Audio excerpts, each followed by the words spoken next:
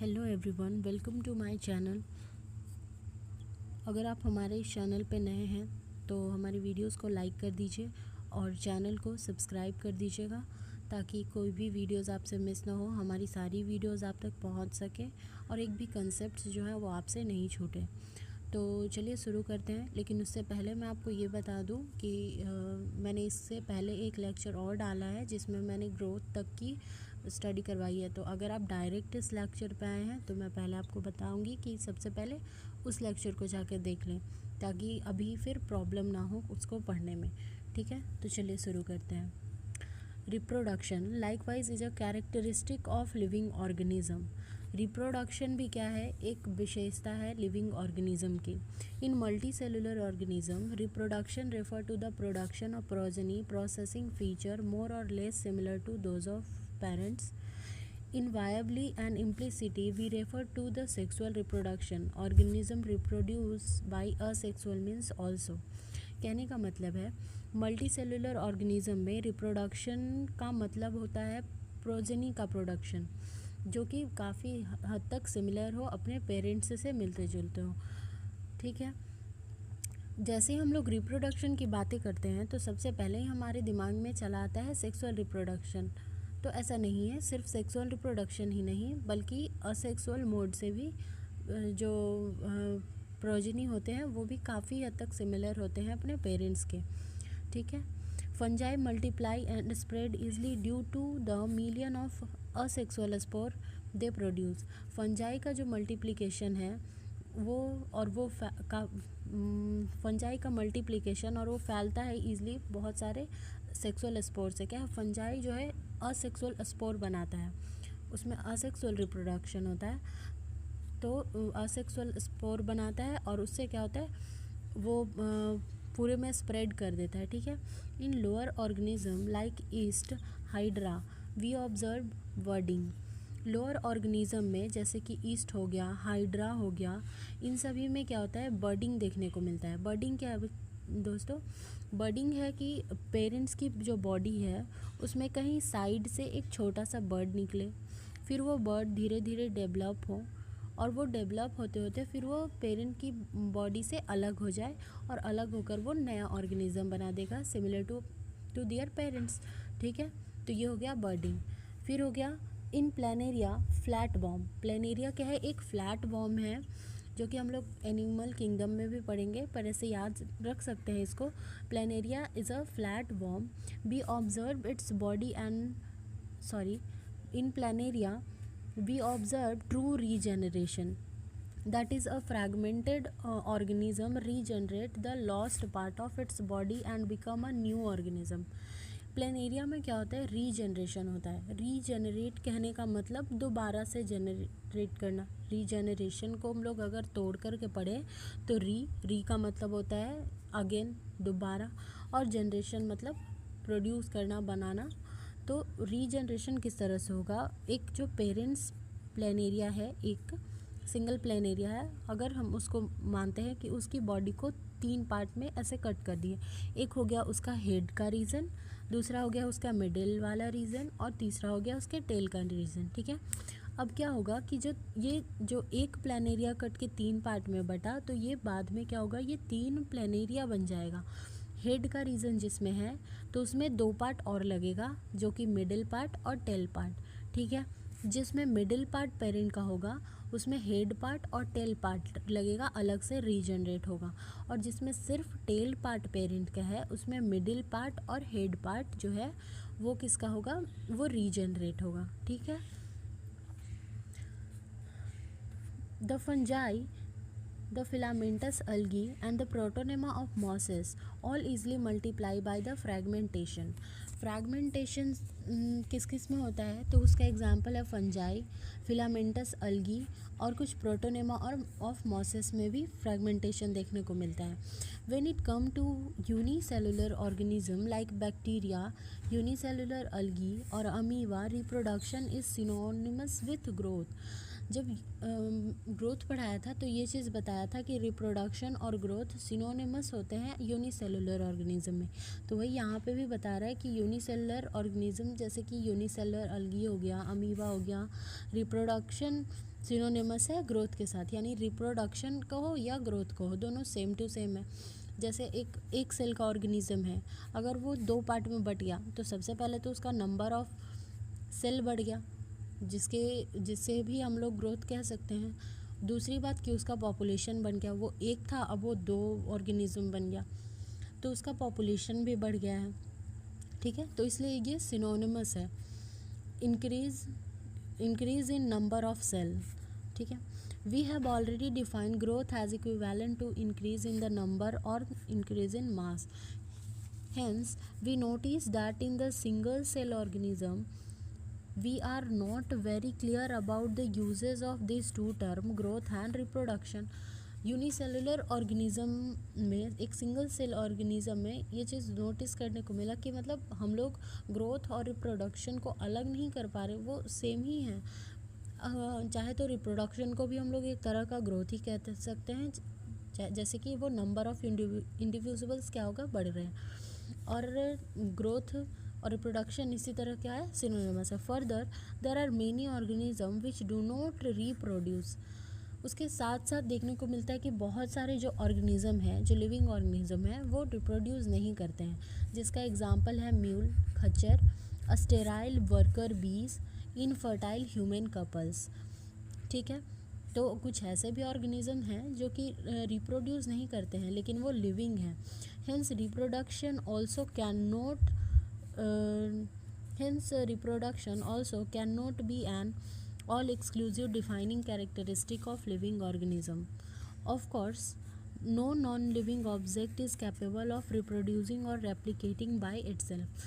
कहने का मतलब है कि हम लोग तो ये कह रहे थे कि रिप्रोडक्शन ऑर्गेनिज्म, जो भी लिविंग ऑर्गेनिज्म है वो रिप्रोड्यूस करते हैं तो हम उनको कह देंगे कि वो लिविंग है।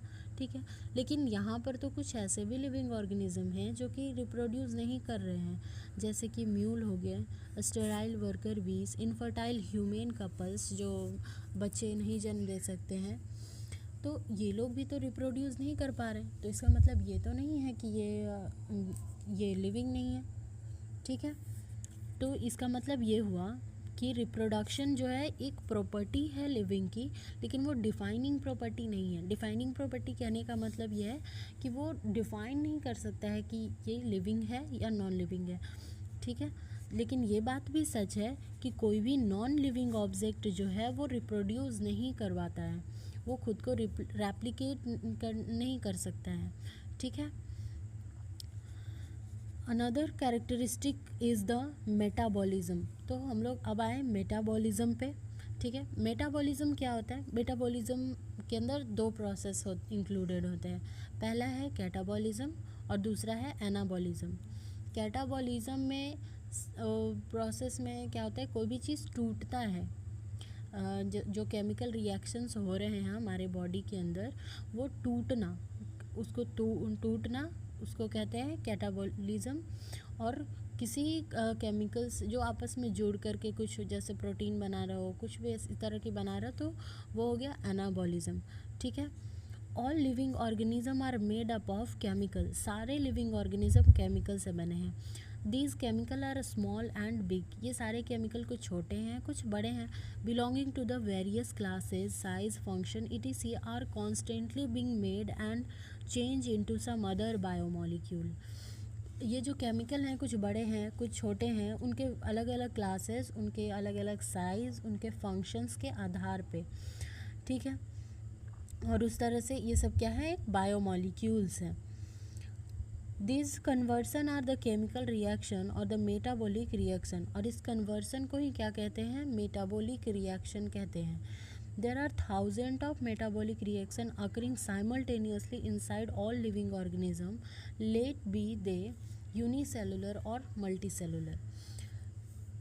यहाँ पे क्या है, हमारे लिविंग बॉडी के अंदर एक बार में 1000 ऑफ रिएक्शन एक साथ हो रहे होते हैं। 1000 ऑफ मेटाबॉलिक रिएक्शन, चाहे वो कुछ चीज़ टूट करके कुछ न्यू बन रहा होगा, एक बार में ही 1000 ऑफ रिएक्शन कंटिन्यू क्या है हमारे बॉडी में बन रहा है, चाहे वो यूनिसेलुलर ऑर्गेनिज्म हो या फिर वो मल्टी सेलुलर ऑर्गेनिज्म हो। ठीक है, all plant, animal, fungi and microbe exhibit metabolism. सारे प्लांट, एनिमल और फंजाई और जो माइक्रोब्स हैं वो सभी के सभी मेटाबॉलिज्म क्या एग्जिबिट करते हैं। The sum total of all the chemical reaction occurring in our body is metabolism. जितने भी रिएक्शन हमारी बॉडी के अंदर हो रहे हैं वो सारे जितने भी रिएक्शन हो रहे हैं हमारे बॉडी के अंदर, उन सभी को क्या कहते हैं, मेटाबॉलिज्म है। ठीक है। No non living object exhibit metabolism. कोई भी नॉन लिविंग ऑब्जेक्ट के अंदर तो रिएक्शंस नहीं हो रहे हैं, तो वही कह रहे हैं कि नो नॉन लिविंग ऑब्जेक्ट, कोई भी नॉन लिविंग ऑब्जेक्ट के अंदर ये मेटाबॉलिज्म नहीं हो रहा है। अब चेयर के अंदर, टेबल के अंदर, ये सब के अंदर मेटाबॉलिज्म हो रहा है क्या? क्योंकि अगर मेटाबॉलिज्म हुआ तो वो सेल लिविंग होना चाहिए, तो चेयर, टेबल, ये सारी चीज़ें लिविंग नहीं हैं, तो यानी कि इसमें मेटाबॉलिज्म नहीं है। ठीक है। Metabolic reaction can be demonstrated outside the body in cell free system. Metabolic reaction को बॉडी से बाहर भी करवाया जा सकता है। जैसे कि अगर हमारे अंदर ग्लूकोज टूट रहा है, जैसे हम लोग जो खाना खाए तो खाने के बाद जो ग्लूकोज है वो अगर टूट करके कुछ एनर्जी वगैरह बना रहा है, तो ये रिएक्शन हम लोग सेल अपने बॉडी के बाहर भी करवा सकते हैं। ठीक है।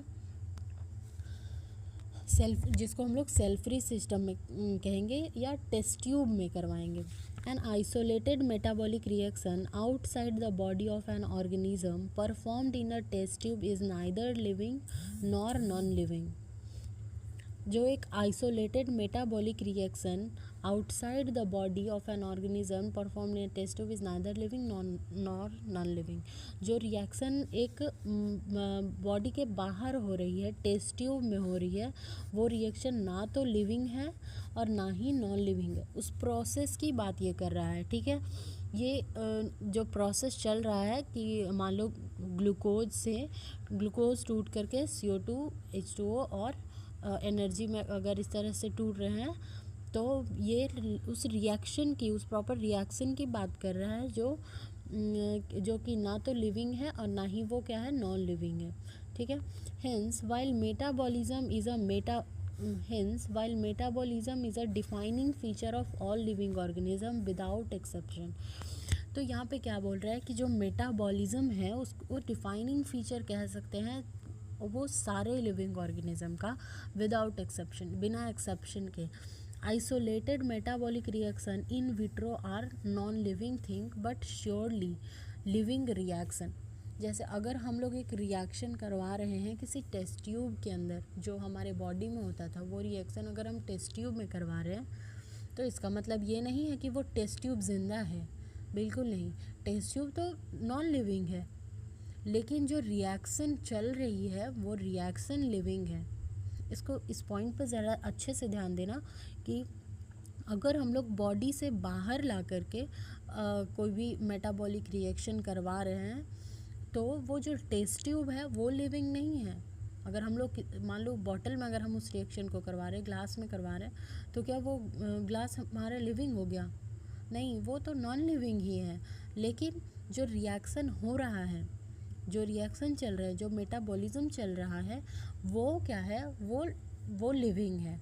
ठीक है। Hence cellular organization of the body is the defining feature of life form. इसीलिए सेलुलर ऑर्गेनाइजेशन जो है बॉडी का, उसको डिफाइनिंग फीचर कहते हैं, क्योंकि सारे सेल में, ईच एंड एवरी सेल जितने भी हैं उसमें, उस सेल को हम लोग लिविंग कब कहते हैं? जब उसमें कुछ मेटाबॉलिज्म हो रहा है, जब उसमें कुछ केमिकल रिएक्शन चल रहा है, तभी तो हम उसको लिविंग मानते हैं। इसीलिए हम लोग सेलुलर ऑर्गेनाइजेशन को डिफाइनिंग फीचर मानते हैं लाइफ फॉर्म का। ठीक है। तो अब आगे चलते हैं। Perhaps the most obvious and the technically complicated feature of all living organism is this ability to sense their environment or surrounding and respond to their external stimuli, which could be physical or chemical or biological. The most obvious technical complicated feature जो है living organism का, काफ़ी वो है अपने surrounding को sense करना, surrounding को समझना, अपने इन्वायरमेंट के प्रति कुछ रिस्पॉन्ड करना, ठंडी, गर्म, इस सभी चीज़ों के प्रति कुछ रिस्पॉन्ड करना, which could be the physical, chemical और बायोलॉजिकल, जो कि कुछ भी हो सकता है, चाहे वो फिज़िकल है, चाहे वो केमिकल हो या फिर वो बायोलॉजिकल हो, तीनों में से कुछ भी हो सकता है। We sense our environment through the sense organ, हम लोग अपने इन्वायरमेंट को कैसे सेंस करते हैं? सेंस ऑर्गन के through. Plant respond to the external factor like, plant जो है रिस्पॉन्ड करते हैं उस एक्सटर्नल फैक्टर को, कैसे? Light, water, temperature, other organism, pollutant, etc. अब जो प्लांट है वो कैसे रिस्पॉन्ड करता है? लाइट के थ्रू, वाटर के थ्रू, टेम्परेचर के थ्रू, अदर ऑर्गेनिज्म और पॉल्यूटेंट के थ्रू। ठीक है। All organism from the prokaryote to the most complex eukaryote can sense and respond to the external cues. सारे ऑर्गेनिज्म, चाहे वो प्रोकैरियोट हो या फिर वो बहुत ही ज़्यादा कॉम्प्लेक्स यूकैरियोट हो, वो सभी अपने इन्वायरमेंट को सेंस करते हैं, अपने सराउंडिंग को सेंस करते हैं, उसके प्रति रिस्पॉन्ड करते हैं।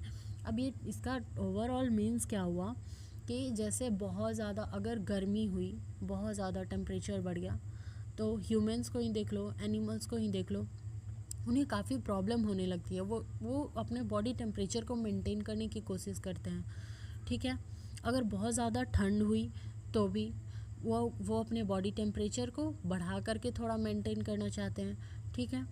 और ऐसे ही कुछ अगर बाय द वे मान लो कोई कहते हैं ना फंजाई वगैरह में कुछ फेवरेबल कंडीशंस खोजते हैं फंजाई प्लांट्स, वो अपने खुद को जर्मिनेट करने के लिए, अपने रिप्रोडक्शन के लिए। सुना होगा कोई ऑर्गेनिज्म है जो अगर वो रिप्रोड्यूस, उसके लिए उसे रिप्रोड्यूस करने के लिए भी उसे एक फेवरेबल कंडीशन चाहिए। ठीक है।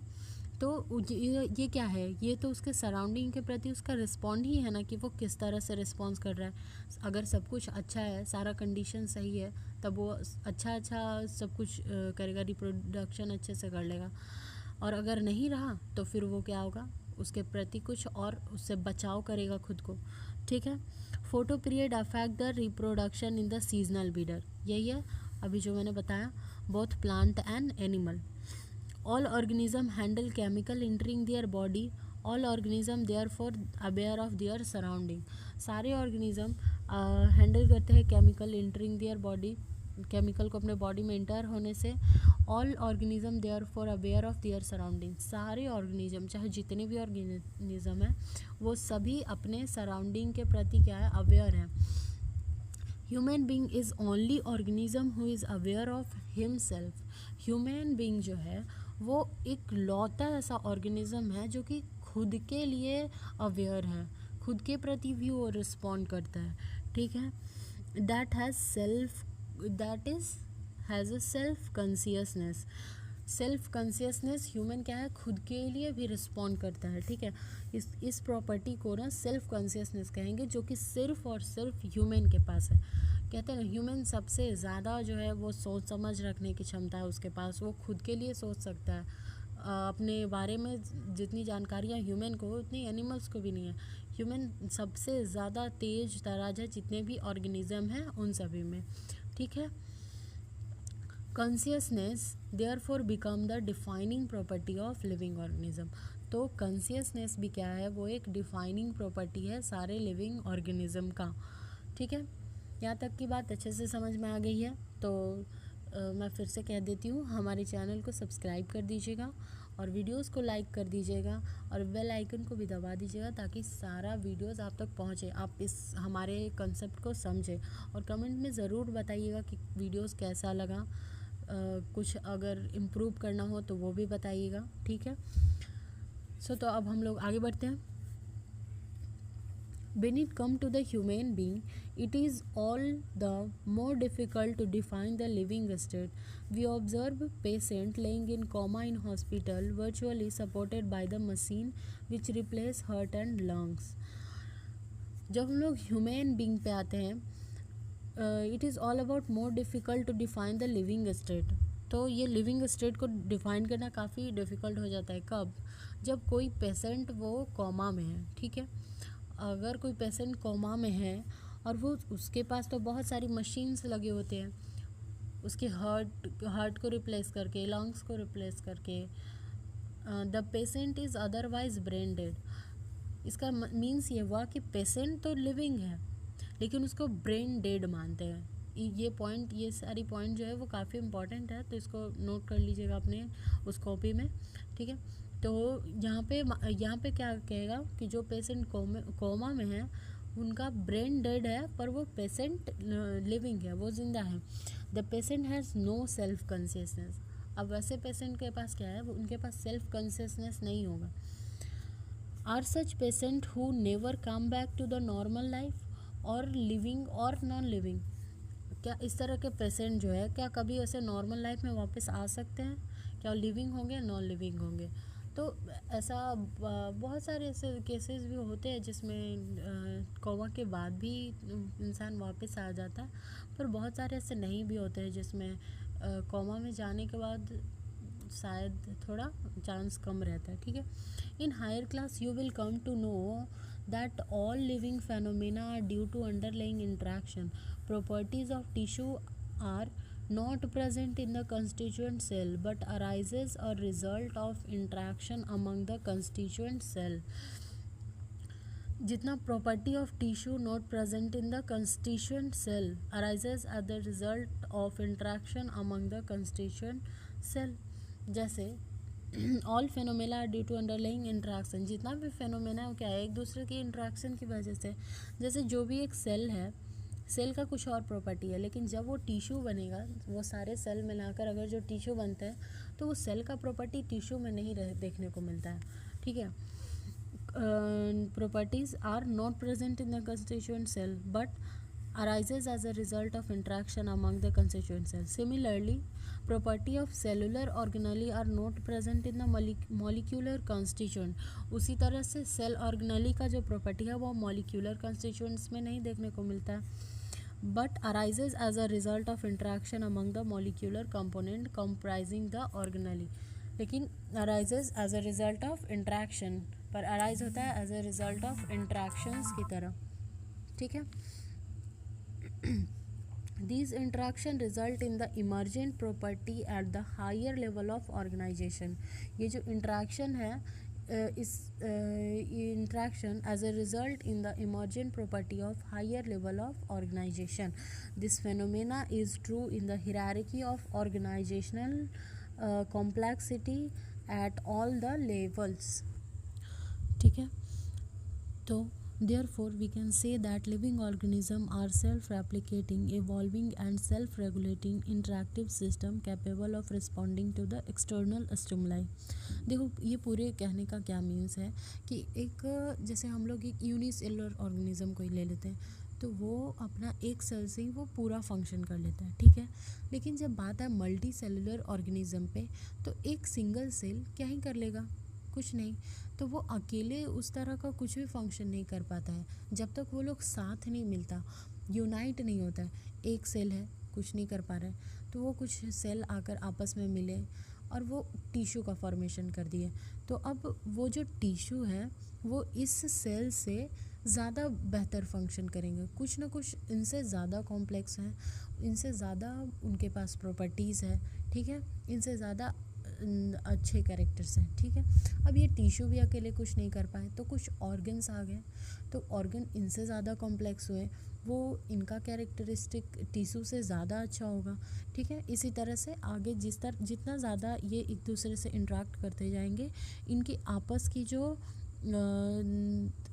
भी इनके कैरेक्टर्स हैं, फीचर्स हैं, वो बहुत अच्छा कॉम्प्लेक्स और काफ़ी अच्छा होता जाएगा, ठीक है। We can say that living organisms are self-replicating, evolving and self-regulating interactive system capable of respond to the external stimuli. तो हम लोग कह सकते हैं कि जो लिविंग ऑर्गेनिज्म है वो सेल्फ रेप्लिकेटिंग है, यानी अपना ही रेप्लिकेट, अपना कॉपी तैयार कर सकता है। जैसे कि सेल्फ रेप्लिकेटिंग में डीएनए रेप्लिकेशन भी आ गया, ठीक है। फिर हो गया कि इवॉल्विंग, यानी इनका इवोल्यूशन, धीरे धीरे वो खुद को बदलते रहते हैं, बदलते रहना कुछ ना कुछ उनका फीचर्स। सेल्फ रेगुलेटिंग है, खुद को कंट्रोल करना जानते हैं, ठीक है। और ये रिस्पॉन्ड भी करते हैं एक्सटर्नल स्टिमुली से, ठीक है। Biology is the story of life on earth. Biology क्या है, स्टोरी है अर्थ के अर्थ पे जो भी लाइफ प्रेजेंट है उन सभी की स्टोरी ही बायोलॉजी है, ठीक है। Biology is the story of evolution of living organism of earth. Biology जो है ये एक स्टोरी है evolution of living organism. Living organism का इवोल्यूशन कैसे कैसे हुआ, उन सभी चीज़ों को ये बायोलॉजी क्या है अच्छे तरह से बताती है कि लिविंग ऑर्गेनिज्म पहले कैसे थे, अब कैसे हुए, और आगे भी मे बी किस तरह से होंगे, हो सकेंगे। इस तरह की स्टोरीज बायोलॉजी बताता है। All living organism present past and future are linked to one another by the sharing of a common genetic material but to varying degrees. जितने भी लिविंग ऑर्गेनिज्म है पास्ट, प्रेजेंट और फ्यूचर के, वो सभी एक दूसरे से लिंक्ड हैं और वो शेयर करते हैं अपना common genetic material but the varying degrees, ठीक है। तो आज यहीं तक रखते हैं, ये कंप्लीट हुआ हम लोग का। अब नेक्स्ट वीडियो में हम लोग स्टार्ट करेंगे डाइवर्सिटी इन लिविंग वर्ल्ड से। तब तक के लिए thank you, all the very best, पढ़ाई करते रहिएगा। Okay, bye bye.